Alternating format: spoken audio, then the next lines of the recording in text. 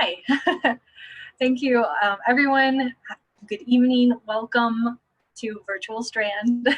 My name is Andrea, and I work on the marketing team here at Strand Bookstore. Before we start our event tonight with David Hill, I wanted to share a little bit about Strand's history. So the Strand was founded in 1927 by Benjamin Bass on 4th Avenue's Book Row, stretching from Union Square to Astor Place. Book Row gradually dwindled. On repeat on another screen. It gradually dwindled from 48 bookstores until after 93 years, the Strand is the sole survivor, and it is now run by third-generation owner Nancy Bass Wyden. Just wanted to take a moment to thank you all for your support. Without our loyal community of book lovers, we wouldn't be here today. And also an update just from the store in general. We are reopened in our physical location in Union Square only. So if you're in the area and you'd like to stop by the store, it's open again. Please wear a mask. Tonight we're excited to have with us David Hill, who is celebrating the release of his book, The Vapors. The Vapors is a colorful, character-driven piece of history and true crime that tells the story of Hot Springs, Arkansas, which was for much of the 20th century one of the country's premier destinations for gambling and vice, was at one time in competition with Las Vegas. David's book alternates between the stories of three characters: Owney Madden, one-time New York gangster and owner of the Cotton Club who resettled in Hot Springs; Dane Harris, the local guy who rose to become the town's boss gambler, and the author's own grandmother who worked for Harris in his casino. David Hill is a writer from Hot Springs, Arizona. His work has appeared regularly in Grantland and The Ringer and has been featured in the New York Times, The New Yorker, GQ, New York Magazine, as well as This American Life. He lives in Nyack, New York with his wife and 3 children, where he serves as the vice president of the National Writers Union. The Vapors is his first book. Joining David tonight is Sean Fennessey.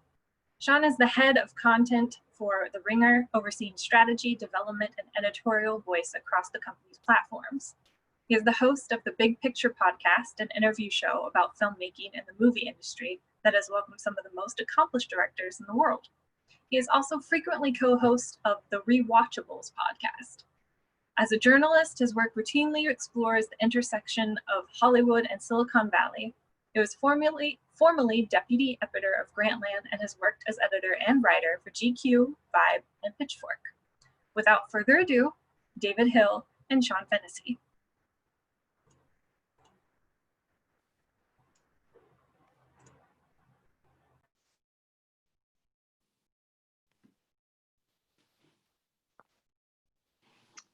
Hi, David. Hi, Sean. Thank you so much for asking me to do this. I'm excited to talk to you about your book. And as I was reading it and thinking about the work that you and I have done together over the better part of a decade, it occurred to me that I've never asked you how gambling and the world of gambling became a key focus of your writing. And so I thought that would be kind of an interesting way for us to start this conversation. Where did the fascination come from? How did you get interested in this world? Well, I suppose I got interested in it because I grew up in it. This book is set in Hot Springs, Arkansas, and I grew up in Hot Springs. I was born there. And this book's also about my family who were very much sort of a part of that world. My grandmother, who's in the book, and the man who she later marries, who we meet at the end of the book, you know, they were carnies, and they were racetrack touts, and my father was a gambler, and I just grew up in a family of people that gambled, and gambled fairly seriously, although I wouldn't say they were like professional gamblers or anything. I just think it was a community where gambling was considered kind of a part of the culture, and so I grew up in it, and I never really thought it was too weird until I moved away from Hot Springs and met people that had no experience with that world and realized just what a sort of unique and different kind of culture that was. But I never really thought that I'd write about gambling. I think I fell into that in a little bit of a strange way. I mean, when I first started writing at Grantland, I was asked to write about gambling, and I think I realized pretty quickly that, like, as much as I would have liked to have written about basketball, there were like a lot of people that were good at writing about basketball, and there were a lot of people who were good at writing about, movies. And so I figured out that I was like the only person that could write about things like horse racing or poker or whatever. And so those were the pitches that usually got accepted, right? So, and eventually it became a niche, but I also found that I enjoyed it. I mean, I like that world. I think that it's rich, and it's filled with colorful characters like sports isn't, like and I find gamblers to be fascinating people. So the more that I wrote about gambling, the more that I really started to embrace it and realize like, oh, this isn't just like the only pitches that I can get accepted. This is actually what I want to write about. This is actually fun. Do you remember your first exposure to the world? Do you remember the first time you went to the track, or the first time you saw family members kind of talking about this? Yeah, sure. I mean, this goes, this was it was omnipresent, right? I mean, my father was taking me to the racetrack when I was very young. I was learning to read the racing form when I was, whatever, like 7, 8, 9 years old. I grew up around the racetrack, right? So, and it's still like that today in our family. I mean, we still take kids to the track, and it's something that we do as a family, right? I mean, the Arkansas Derby is like Easter Sunday in Hot Springs, where everybody goes to the track, they get dressed up. And so I definitely was around the racetrack a lot. And the guy I alluded to before, the guy my grandmother married, he worked out at the racetrack, and he was a tout, and he was definitely a colorful character. But yeah, I think from the very beginning, I was exposed to this stuff. Now, learning how to gamble, like learning how to bet and play cards and shoot dice and things like that. I mean, that comes later, that comes with adolescence and prepubescence or whatever. And but that did come. And I don't think I was unique in that. I think a lot of people that grew up in Hot Springs grew up around it, because my generation was sort of like one generation removed from, Hot Springs being Las Vegas, being like a gambling town. And so, it was all shut down in 1969. I grew up there in the 1980s, and I just have memories of being at like kids' houses when I was a kid for like sleepovers, and there'd be like a craps table in their house, you know what I mean, or like a slot machine. And it was just these like leftover relics from what back then was just like 15 years prior, where everybody had their own casino, and that it was all gone. So now like the craps table had like a piece of plywood on it, and it was standing in as like a dining room table now in people's homes. So I feel like I definitely have memories of that. It was something that was always around. Did you have an awareness that this was illicit or vice in any meaningful way? Because I feel like when you grow up inside of something, you don't necessarily have the same perspective as, say, someone like me growing up in New York might have had relative to what gambling represents to society or families or et cetera, et cetera. Yeah, I didn't have any sense of that at all. I mean, I definitely didn't feel like there was anything illicit about gambling. To me, gambling was about playing games, and so, one of the stories I tell a lot about my father is that I didn't really have a lot in common with him. My dad was a big redneck. He liked to hunt and fish, and he's a tough guy, and he played football. He's a big football star when he was in high school and everything. And he's, and I talk about him in the book, but like, I was an inside kid, and I hated going hunting, and I hated shooting guns. It was just like, he and I did not click on a lot of levels, but at the track was a place where we clicked, or like, playing cards, whatever, like playing gin. These were the things that he and I had in common. And for whatever reason, like as a kid, that was the part of his world that I like made a connection with, because like I really liked playing games, and I liked being able to figure out puzzles and whatnot. So in a way, like this like nerdy side of me was able to like, I don't know, like connect with what might have been not so much a nerdy side of him, but like that one sort of facet of who he was. And so that stayed with me. And gambling, that's the way I always have thought about gambling my whole life. I remember moving to New York, and I was dating this woman, and we were walking down the street. New York City used to have OTBs, and so OTBs were like these off-site betting parties. They're all closed now, but in like the early aughts, there were OTBs everywhere. And I remember walking with this woman down the street, and we saw a guy come out of the OTB with like a kid, and she was like, that's so sick that somebody would take a child in there. And I was like, that was the moment I knew like this relationship wasn't going to work. But it was also a moment that I realized that like that's how some people saw gambling. They saw it as some sort of sick or degenerate thing. It's one of the things that I think is so incredible about the book that you've written, which is, it is this sweeping story of an American city, and it's got crime and corruption and violence, but it's obviously a very personal family story at the same time. I thought I'm curious when you first heard about the Vapors and what the Vapors actually was and what it was meant to be. Was that when you were a kid? Sure. I mean, the Vapors was open. What's weird about the Vapors is it actually was open until like the early 1990s. So it survived the closure of gambling in Hot Springs, and they kept it open as like I talk about it in the epilogue of the book, but they keep it open as like they tried it as a dinner theater and supper club, and at one point I think it was like a honky tonk, and it was a disco, so they kept trying to like reinvent what the Vapors was going to be, but it was open all the way into the early 90s. So I definitely knew about the Vapors, and it was just it was just a lounge. It was like a place in town where people could go see a show, or, Phyllis Diller kept coming to town all the way through the 1980s and performing there, so I knew about it. And I knew the story about the Vapors being bombed and Dane Harris's house being bombed, because I remember driving down the street with my dad one day and driving past Dane Harris's house and him telling me the story about why they built the wall around the house and how this guy had his house blown up. And I remember as a kid hearing that story and thinking it was wild, this idea that like there was gang warfare here in our fair city. So I was intrigued by those stories at a very young age. But yeah, I definitely grew up around a lot of the sort of the mythology of the gambling days in Hot Springs. Is this a book that you'd been wanting to write for a long time? Is this a place that you felt like could be the subject of a book? I don't, not really. I mean, I was telling this story recently, like when I wrote the first piece that I did for you guys at Grantland, right? It was called The Invaders, and it was about Hot Springs, and it was about Hazel.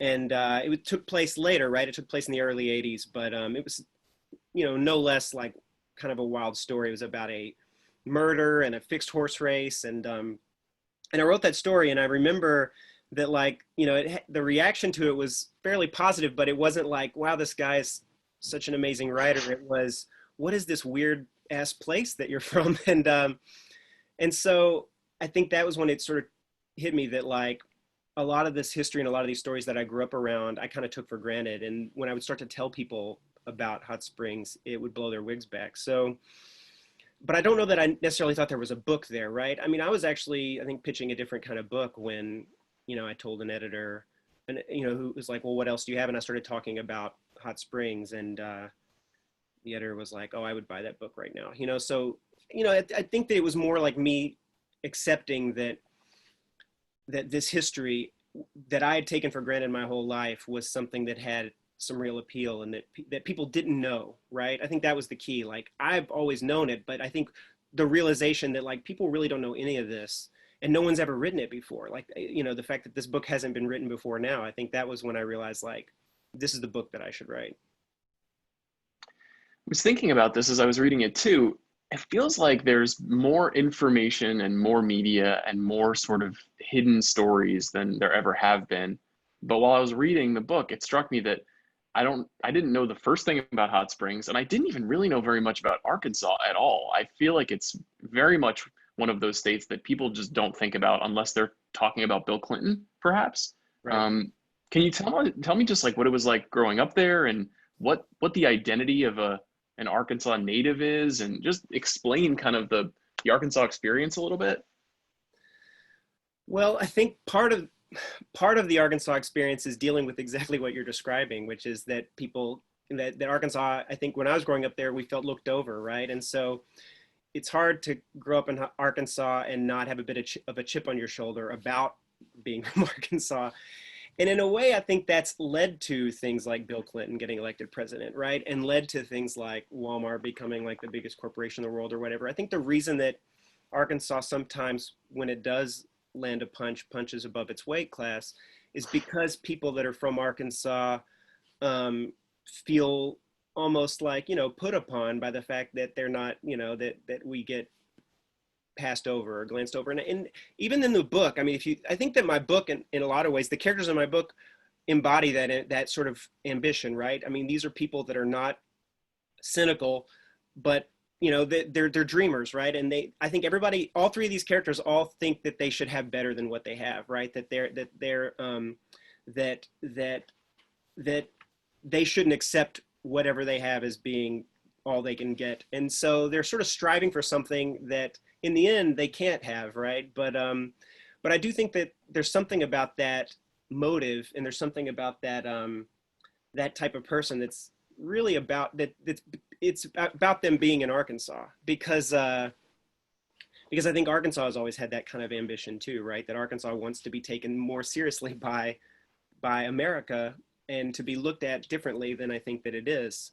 Yeah, Bill Clinton was elected president in '92. I was in high school when Bill Clinton got elected, and he went to my high school, right? So that was a really weird and powerful moment as a young person, as a teenager, to see this guy who was from our town. Everybody knew him, and now he's the damn president. I think that was, for any of us that lived in Arkansas and grew up there during that time, I think that was a big deal, right? And it allowed folks to have a little bit of pride, whether they supported his politics or not, to think that like somebody from here can be president. Because you have to remember that like this is one of the poorest states in America, and it's and when you live among that level of poverty, it's really hard for people to sort of escape that and break out of it and make it to that kind of a stage.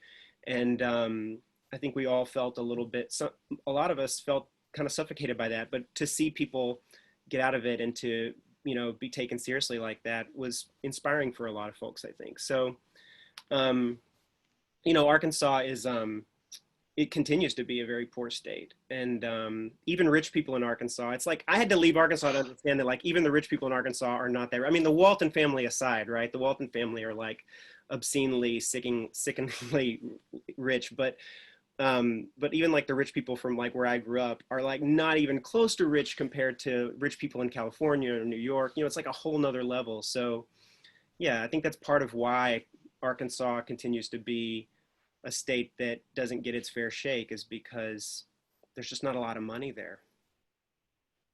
Hot Springs in particular has this incredible literary metaphorical power in the story, people being drawn there for the sort of the healing power of the springs, and this idea of rebirth and tempting people to this kind of Valhalla.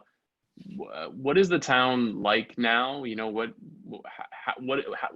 is its reputation, and how did that go into researching it and trying to recreate it during the period of the book? Well, I mean, Hot Springs today is a far cry from the Hot Springs I grew up in, I'll tell you that. And I only know that because my family moved down there for a year while we were researching and writing the book. Excuse me. And I hadn't lived there in a long time. I mean, I left after high school, so I was a little bit out of touch with what had happened to Hot Springs. But Hot Springs has really changed in incredible ways. So I'd say that Hot Springs today has really found its footing, right? It's found its sea legs in terms of trying to be a destination, like a resort, because the sort of Hot Springs is a national park. A lot of people don't know that, but it's like the smallest national park in America. And it's always been a resort. Like the economy of Hot Springs has always been tourism, and it's always been a place that people came to from other places. So they had a hard time keeping that going after they shut down gambling. And when I was growing up there in the 1980s, that was really the nadir. I mean, Hot Springs really had the rug pulled out from under it. And so the sort of tourist business was sputtering. But I think they've really figured it out. And now Hot Springs has a lot of new development, a lot of people, a lot of the people that we met, my wife and I met when we were living down there, were not people who grew up there. It was people who moved there as adults or as young adults and started families there and whatnot. So there's kind of this, this kind of expat community that has found Hot Springs and are turning it into something completely new, which is not a unique story. I mean, a lot of cities kind of go through that, but I'd say that today Hot Springs is a very eclectic and culturally interesting place, but it's a place that I think really embraces its role as a tourist destination, and I think it's it's probably well deserved. I mean, there's there's 3 lakes, there's mountains. I mean, what's cool about it is if people have been to Arkansas, I mean, Arkansas as a state is not the prettiest state to look at. There's a lot of rice fields, you know what I mean? Like it's fairly flat, but Hot Springs is in the middle of a valley of these foothills. And so it's very lush and green, and there's a lot of lakes. And so there's a lot of outdoors, to enjoy. But in addition to that, there's also this town that's really, tried to make itself a place that's comfortable for tourists that are visiting cities. So it ends up being a place for a lot of Texans and Oklahomans and Louisianans to come and vacation. How did your family acclimate to moving from New York to Hot Springs for 1 year? That sounds like it must have been potentially complicated, maybe even traumatic. Yeah, it wasn't easy. And this was also 2016, so we were there for the election, which was pretty wild. I mean, it wasn't wild to me. I was from there. I knew what to expect, but my wife, she's from New York, and I think it was a bit of a shock for her. But we moved our whole family down there. We had just had our 3rd kid, and it was cool because we got this house. We rented this house. It was like a 5-bedroom Victorian house on top of a hill on like an acre of land, and we had been living in like a 2-bedroom apartment for so long in Brooklyn. And it was kind of, I was like, look, kids, everybody can have their own room. And they're like, we don't want our own rooms. We all want to stay in the same room. So that house was kind of wasted on us, but it was kind of cool. Like, it was like, we had these, the kids could kind of run free, it was, going from Brooklyn to Arkansas was, it felt like we had a lot of space and a lot of room to run, even though the kids weren't really ready for that. It took them some number of months before they were willing to fully embrace being out in the wild open. But it was, culturally it was fine. I mean, we found a community of people really quickly that we liked a lot, and they were welcoming. I mean, the people of Hot Springs really embraced us and were excited that we were there, and they knew what we were doing, and people were super helpful with the book, and I just thought it was, I put my kids in schools that I went to when I was a little kid, so I was really grateful to get to have that experience, which is something I never thought that I'd get. And it was kind of a good experience during that year to like let my kids kind of go and learn things about that side of my family,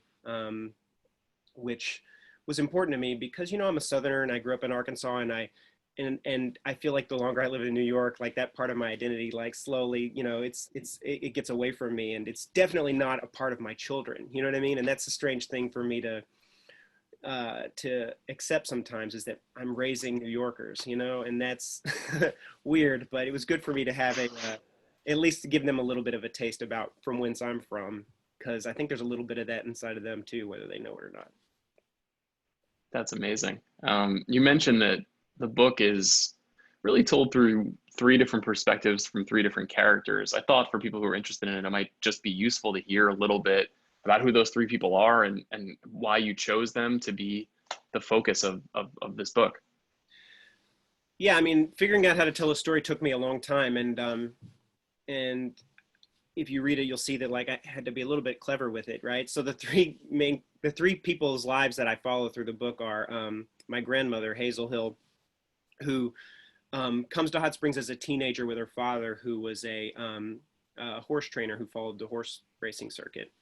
And she decides to stay, and she gets married and starts a family there as a teenager. And the other 2 characters are Dane Harris, who was a local guy. He was the son of a bootlegger, and he kind of rises up through the ranks of the local political establishment to become the kind of boss gambler of the town. And then Owney Madden. And Owney Madden is, he's a well-known figure in the history of organized crime. He owned the Cotton Club. He's in the Coppola movie, the Cotton Club movie. I think Bob Haskins plays him in that movie, and he's in Boardwalk Empire. I mean, he was a big crime boss in New York City during Prohibition. He goes to prison. When he gets out of prison, the mob sort of tells him he needs to go to Hot Springs and lay low, and he shows up in Hot Springs in the 1930s, and he ends up getting married and stays down there the rest of his life until his death, and he kind of runs the town for a while. So I tell these three people's life stories during that period of time from about 1931 to about 1968. And, you know, for most of the book, their lives don't really intersect, but eventually they start to braid together, and eventually they all come together at this place called the Vapors, which was a casino that Dane Harris built. And it's a casino that becomes a real flashpoint in a interscene war between rival gamblers in Hot Springs. I wanted to ask you about the research for this, because you've got two potentially thorny resources. One, you've got government, law enforcement, the FBI. And there's some challenges, I know, even just from the work we've done together or the work that I've done over the years, of trying to rely on these resources to feel like you're getting the truth. And then the other one is just I assume the recollections of family members and personal history, which we also know is extremely complicated and prone to misremembrances or misunderstanding. So, you know, how do you do a book like this and feel like you're doing it accurately and directly? I think I had to just kind of at some point let go of worrying about it too much, right? And so it's true that, like, and I say this in the author's note to the book, like, the problem when you write about crime is that there's so much bullshit, right? Because the people who, if you're one of these kind of historians, and like, I'm not a historian, I'm not a scholar, you know what I mean? So I definitely didn't take a scholarly approach to the book. But if you were a scholar, you know, some scholars may have this like idea that only kind of like first source documents are trustworthy. But when you're talking about crime and organized crime, I mean, a lot of those documents are riddled with, you know, intentional falsehoods, right? Because people were trying to cover up what they were doing. So you can't rely on things like police reports or court testimony, or, you know, or affidavits, or you know, you can't, these things are, or even newspaper articles where people lie to journalists, you know? So, but I think that, like, even though some like first and secondhand personal accounts contemporarily might have been untrustworthy as well, when you're 30, 40, 50 years on, the statute of limitations has run out on a lot of that stuff. And so in some ways, oral history becomes more reliable, you know, the longer on you are, because people have no more reason to really lie other than to maybe exaggerate their own role in things. But I think that I pretty early on realized that, like, trying to find the absolute truth was a fool's errand, and it would drive me crazy, right? And so I sort of just made some rules for myself, and I said, like, as long as I don't invent anything, then I'm going to write what, you know, if someone tells me a story, if someone says, like, this person said this, and I note that in the end notes of the book, then I'm going to use the story if I think it's a good story. I'm not going to, you know, spend months and months trying to track down, you know, some more proof to find out whether that really happened. I'm just going to write it, and I'm going to say in the end notes, like, so-and-so said this story came from so-and-so, right? I mean, so when you read the book, you have to understand that, like, there may be competing accounts. There's almost surely competing accounts of everything that I say in the book. I found several times while I was researching it that I'd find two people that would tell me the same story two completely different ways. And so it's just, that's, I guess in some ways my privilege as the author to decide which of those two stories to use in the book, and to sort of give the reader the documentation about where that story came from. But I definitely, you know, I had to early on accept that I wasn't gonna get to God's honest truth about a lot of things. I mean, these people are dead. You know, in some cases I had it though. I mean, I FOIA'd a lot of FBI records, and God bless the FBI. You know, it was an incredible violation of all of these people's civil rights, and it was terrible that they did this. But as a writer, I'm so glad that they planted microphones in all these people's offices and homes, because it gave me such great dialogue. So, you know, getting like FBI records that had, you know, transcripts from, I mean, they had a microphone in Dane Harris's office, you know? So having these verbatim conversations he's having in his office, now that stuff's pretty reliable, you know what I mean? Like, Dane may have told his daughter one thing, he may have told his best friend another, he could have told the news another, but when you're hearing or you're reading the transcript of what the microphone in his office heard him saying, I think you can pretty much take that to the bank. What about the personal side of that? You know, your grandmother being one of the key figures in the story, do you seek permission to write so openly about family history? Who do you talk to? Or is this just a decision that you make and say, this is a part of my family legacy and this story should be told? Yeah, it's hard, right? I mean, I had two major sources for a lot of Hazel's story. One was Ressie, who was her husband's sister, who was a contemporary of hers, and I was fortunate to get to spend several hours interviewing her before she died. And then the other major source was Larry, who was her only surviving son, and he's my uncle. And so, you know, I used a lot of, that's where I kind of came through. I interviewed some of her other contemporaries too, here and there. They gave some good anecdotes, but that was a lot of the juicier sort of family stuff came from those two sources. And yeah, it was difficult, but I feel like as long as they were telling me the stories and they knew that they were going to the book, I felt a little bit okay about it, but I never felt truly great about it. And I mean, even taking aside the feelings of everybody else in my family, I think even for me personally, I struggled with the decision to include some of this stuff because it's pretty raw, right? And but I felt like whatever was going on with me as I was learning more about my grandmother through the process of writing this book. And what I mean by that is I started out thinking I was going to write one kind of story about my grandmother, and by the end I had completely different feelings about her, you know, and it got much more complicated as I learned more and more about the decisions she made and what she went through.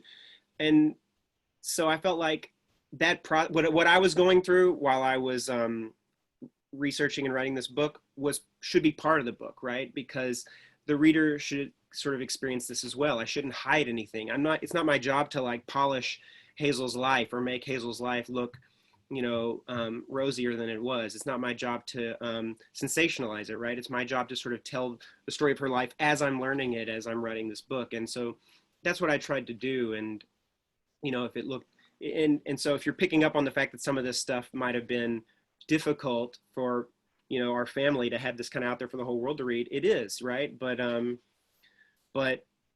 all the same, I think that we all understand that like these are real people. These are real people that were dealing with very real things. I think that with Hazel in particular, you know, I'm critical of her at some points in the book, but also I think that I have some sympathy for her in a lot of ways because she went through a lot of bullshit too. So like, you know, it's easy to it's easy to look back with hindsight and judge some of her choices, but I think if you read the book, you'll realize that like it wasn't so easy in the moment for her to make some of these choices, and you know, nobody would want to trade places with her. So so I thought it was okay to like tell the story as long as I was telling it judiciously and from a place of love. I mean, you know, I'm her grandson, and I knew her. I grew up as a kid. I grew up with her. She, you know, I had a relationship with her. So I'm not out to like you know, I'm not out to like sully her name, and I don't think that I did with this book, but I do think that if she were alive, I told some things that she probably wouldn't want told, but I don't think that by telling them I've somehow harmed her, because I think I tried to show the full balance of her life and her as a person. At least I hope I did. I think you definitely did. It's part of why I asked the question, though. I was trying to imagine if I would have the gumption or the courage to write honestly about my own family. It's not easy to do that.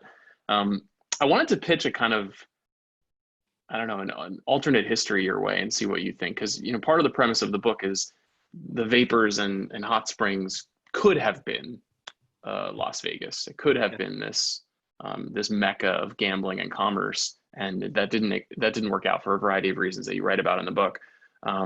Do you think that would have been a good thing for the city and for the state, and you know, and what would that have even meant for your family if something like that had happened? Yeah, I think without a doubt it would have been a good thing for the state for them to have legalized gambling when they first tried, or when they second time they tried, or the third time they tried. I think they should have, and I think it's a real shame that they didn't. And I mean, the proof is in the pudding, as they say, right? I mean, Las Vegas kind of won that battle, right? And they turned this town that didn't even have a sewer or any electrified streetlights into, you know, an international tourist destination. And they built this massive, you know, city out of the sand. And Hot Springs during that same moment was sort of already equipped for it. I mean, if you go to Hot Springs today, you'll see that like there's these massive empty buildings, you know. Some people that don't know this history, when they come to Hot Springs, they ask like, what are all these gigantic empty buildings everywhere? They were huge hotels that were developed, in the early 1960s in anticipation of gambling being legalized and it becoming kind of America's gambling capital.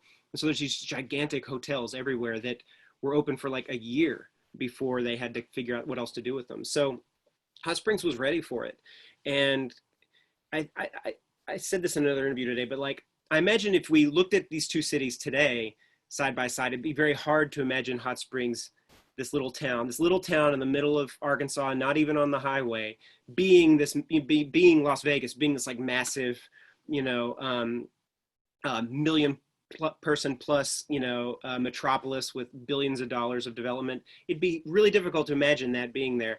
But if we would go back to like 1959 and we stood in Hot Springs, we stood in Las Vegas, it would be much easier to imagine all of that happening in Hot Springs than in Las Vegas. I mean, it really took a lot of imagination for people to take whatever, like $100 million to Las Vegas and say, all right, hell, we'll build it here. That took a lot of, and people like Meyer Lansky really didn't believe it was going to work. And he kind of hated Las Vegas, right? He thought it was a miserable place. So after the revolution, I think he probably wanted, Hot Springs to be the place, but it needed to be legal. And I think that was the problem. And so, yeah, I think that Arkansas missed a big opportunity there, because if they had legalized it when they first tried in the 1960s, it would have just grown. I mean, it was already, illegal gambling in America was a $9 billion a year industry, in like the early 1960s. So, it would have just grown. Whether it would have like been to the detriment of the people because like gambling is like a social ill or whatever, I mean, I leave that question to someone else to answer, right? But economically, I think that like you can just look at what happened in Nevada and you can see that like Arkansas could have benefited from that. And like I've already said a few times, I mean, Arkansas continues to be one of the poorest states in America. So now, look, we live in a world now where we live in a country where like there's casinos in 40 plus states, right? So now it's like asked and answered. And there's even a casino in Hot Springs today. So we've all gotten over whatever our like pearl clutching kind of feelings about gambling were back in the 1960s and 70s and 80s. But the communities that weren't sort of afraid of that and were willing to legalize it benefited from it, and economically, and Arkansas shut it down, and it definitely hurt Hot Springs for a good long while. Yeah, it's part of the reason why the book is so brilliantly timed, is with just a little bit of distance, you can see that some of the choices that were made in the town seem bizarre with reflection. We'll get to some participant questions in a minute. I just wanted to ask you one last thing. So I thought about this as I was reading the book, and then I noticed as I was reading some of the reviews of the book, a few people have cited The Godfather, and The Godfather is sort of the glitzy, what if this actually worked version of this story in some ways. This is the what if this didn't work out for the Corleone family. And I was wondering if, between stories like The Godfather, and there's also this pretty rich history of nonfiction gambling epic tales, if you were modeling any of what you did after that stuff, or if you were trying to avoid being so self-conscious about the stories that had been told before. Yeah, a little bit. I definitely didn't want to I didn't want the book to be an organized crime book, right? I didn't want it to be a mob book. Although it was tempting sometimes to sort of make it one, because, the stories that were the sort of the violence and the intrigue and all of that went on in the sort of mob side of this book, I knew was, catnip for people. So I maybe, had more of that in earlier drafts than it needed to be. But I always knew that I didn't want to just write a mob book, and that I really wanted to write a book about this place and to balance the story of this place between the criminals and the sort of powerful people that pulled the levers or whatever, and also the regular poor and working class people in that community. And so I think it's a bit of both, right? And I didn't want it to just solely be a mob book. So I was a little self-conscious of that. But, when I enjoyed reading all the sort of mob tomes that I read while I was doing research, and I could tell that there is something fun about reading that stuff. So there's a lot of that in there, and there was a lot more of that in there in earlier drafts too. So it's there's a lot of that history that's even not in this book, right? I mean, a lot of stuff gets left on the cutting room floor, and but I think that self-consciousness maybe led me to chop some of it out. It's a good segue to someone's question that they've shared here, which is, what reading were you doing as you were working on the book? Were there particular authors or books that were in the back of your mind as you were working, either as inspiration or even as a model for the style of book? Well, the first thing I did when we first moved down to before we moved to Arkansas is I read a lot of like Southern Gothic novels, which was really a dumb idea because because I wasn't writing a novel. And the thing about fiction and novelists is that they get to write in all, so just this is an embarrassing story, but like the first draft of this book that I wrote, I kind of wrote it in this like Southern kind of, it had this kind of Southern voice to it, right? And so my voice as the writer was definitely like all over it in a way that was not good. But it's because I'd read so many novels where novelists get to do that, right? They get to like write in their own voice or write in the voice of their protagonist. And so I was just so steeped in like, like Southern Gothic novels and poetry and everything that when I first started writing this book, man, it was pretty country. But I would luckily got away. Well, like what were some of the books? I mean, I think when we think of Arkansas, we obviously have been talking about Charles Portis a lot this year. Yeah. Like, who were some of the people that you were reading? Like AG or, I think that the other people that I was reading at that time were people like I've talked about this before, but I was reading The Executioner's Song while I was in Arkansas, which is, a huge book. And it really blew me away when it was the first time I'd ever read it somehow.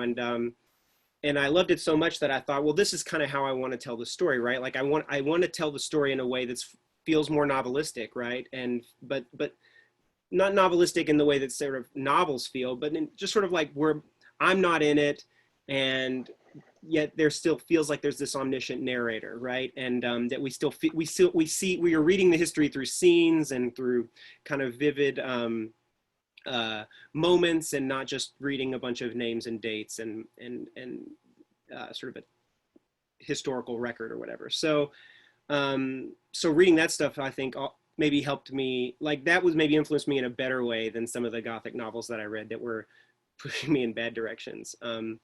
But yeah, I definitely wanted to write a book that felt like a novel. And I don't know that this completely does, but it doesn't not either. One thing that I feel like you don't hear that about that frequently is, how did you course correct after that first draft to make the book more like what it is? Well, I just started over. I mean, this is 5 years, right? This took me 5 years. So it's not like I sold the proposal, went down to Arkansas, wrote it, and they published it. Like I started over from page one, and rewrote the book. And that's hard, but I'm glad that I did it. And this is why we work with editors, right? I mean, everything that I've ever written was made better by editors, Sean. And I feel like that's the thing. Like I worked with Colin Dickerman on this book. He was my editor. He was brilliant. And I mean, he protected me from a lot of my, worst instincts, and he encouraged the ones that I think were good. And I think every writer needs that. And I feel like I've had the same relationship with you, where what I say to writers all the time is like, I think that editors like protect us, right? They protect us from ourselves. They keep us from embarrassing ourselves. And I think writers need good editors to help, sort of help them steer the ship and keep it on course. And so I was fortunate to have good editors in this book that helped me get it to the place it ended up, because I'm really proud of where it is now, and the book that we ended up publishing. And I think that I was able to do some neat stuff here, but it took doing it wrong a couple of times before I could figure out how to do it right. Yeah, one of the things that I love about it is, and this is true of a lot of the stuff that we've done together too, but it lets the story be the story. It's not overexerting in an attempt to superpower what's happening in the narrative. What's happening in the narrative is so powerful that it can be more unvarnished. And I just thought that was such a smart way to approach it, and it really worked out beautifully. I have another question here from someone. So given your background, I think specifically working with unions, I wonder if you have some insight into this. The question is, do you think that the Teamster organizations would have mirrored what happened in Las Vegas and Hot Springs had they legalized gambling? Yeah. Definitely. And so you'll see that in the book too. I mean, around that time that the Central States Pension Fund started, floating the idea of putting money into casinos and being sort of the bank for the mob, they made some loans in Hot Springs. And so the Teamsters built two hotels in Hot Springs, one called the Jack Tar and one called the Aristocrat Manor. And they weren't building casinos, partially because the few clubs that operated at that time were kind of controlled by, certain people, but they were going to build these hotels. They built these hotels in anticipation of Hot Springs, expanding and after gambling becoming legal. But even if it hadn't been legalized, I mean, if it continued to operate the way it had, with the governor's permission throughout the 1960s, that still would have been a bonanza for them. So yeah, the Teamsters did put money into Hot Springs. The minute that the governor shut it down and that gambling was done, the Teamsters called in their loans and said, you know what, you guys got to pay us. You got to pay the balance of your loan. And they kind of they took control of the Aristocrat and then they sold it. I mean, they were done. So yeah, there was definitely a trial balloon being floated there. And Hoffa also had connections to Hot Springs, and I won't get into all of it now, but if a lot of it's in the book, but he had connections to people in Hot Springs and was, tangentially involved in the goings on there. But people who I interviewed while I was researching the book told me that Dane Harris, when he was alive, swore that he thought Hoffa was the guy that put the kibosh on gambling in Arkansas, because once the Teamster money, once they sort of made the decision to invest it in Nevada, then he had an interest in there not being any competition. So that's one conspiracy theory that lives on in Hot Springs, is that Hoffa did it.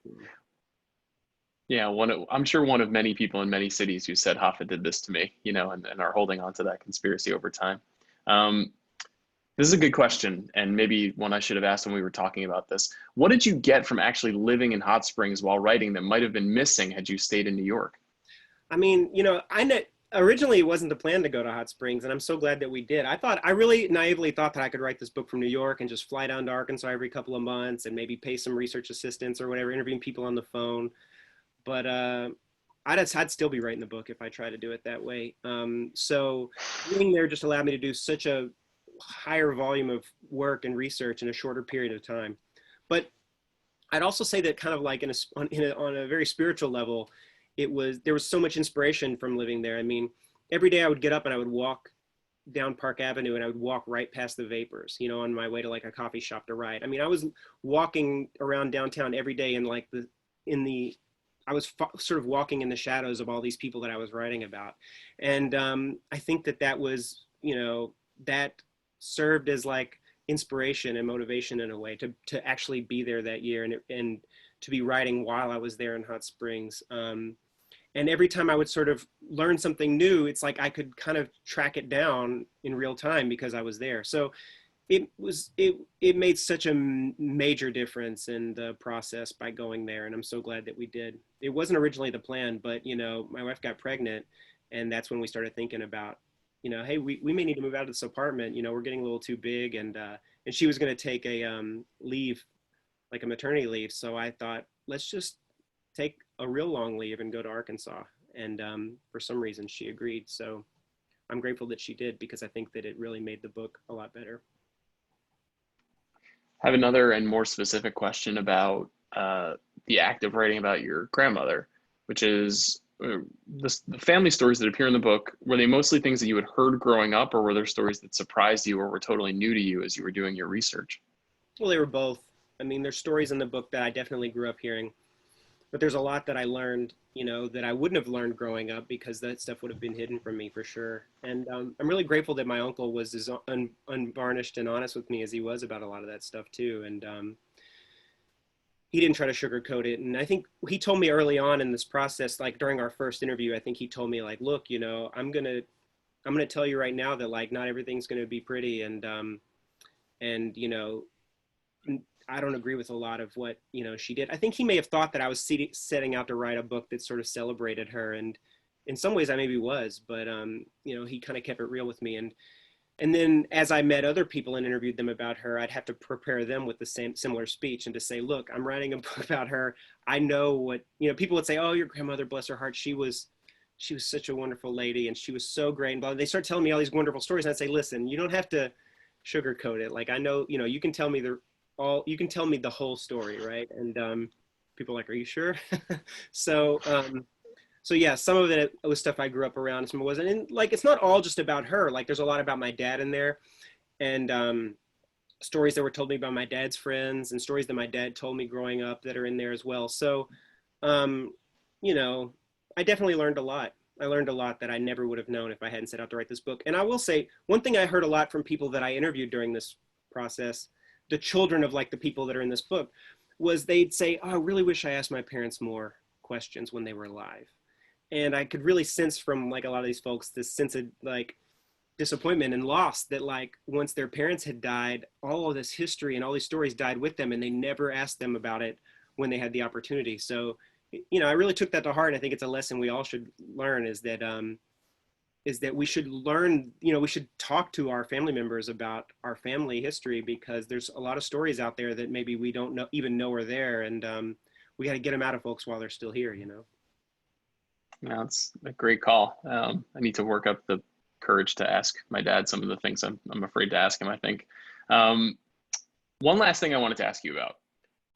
The book does this interesting thing that I think a lot of your work does, but this is a literal version of it, which is it's really making this effort to kind of balance vice and virtue together. And there's a strain of spirituality in the book and the story that you're telling. And I was hoping you could just kind of talk about the relationship between those two things and the contradictions, but also the way that they're sort of married together as you talk about the stories of gamblers and gambling towns. Yeah, I mean, I think one way in this book that I do what you're talking about, I think anyway, is that there's a lot of religion in this book. And, you know, there's a lot of like Pentecostal stuff in this book. And some of that's just because it was like the religious stuff really, I think, sets the time and place for when this stuff is happening. It's sort of to remind the reader that like, you're not reading a book about Cook County, Illinois, or, you know, or like Brooklyn, New York, or Las Vegas. You're reading a book that's taking place in the Deep South.